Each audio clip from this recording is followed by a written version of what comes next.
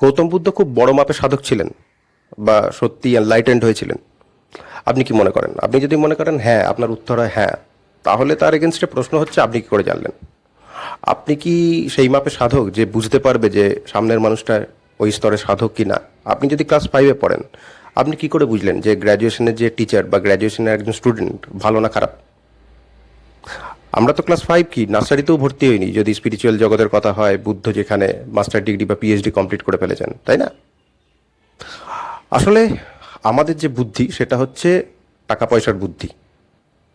আমরা দেখলাম যে এই লোকটা বিশাল ধনী বাড়ির ছেলে, সব কিছু ছেড়ে ছুড়ে চলে এসছে, তার মানে বিশাল ত্যাগী, তার মানে বিশাল স্পিরিচুয়াল, কারণ সে সব টাকা পয়সা ছেড়ে আসতে পেরেছে যেটা আমরা পারছি না। অর্থাৎ স্পিরিচুয়াল কি স্পিরিচুয়াল না সেটার মাপকাঠিও আমাদের কাছে টাকা। বুদ্ধের জায়গায় যদি কোনো ভিখারি একই রকমের স্পিরিচুয়ালি ইন্টারেস্টেড হতেন, তার কারেজ থাকতো, তার ডেডিকেশন থাকতো, এনলাইটেন্ড হতেন, তারা আমরা বলতাম হ্যাঁ চালচুলোহীন, ওর আবার কি স্পিরিচুয়াল লাইফ ছিল কি যে ও ত্যাগ করবে? আমি বলছি না, এটা ওশো বলছেন।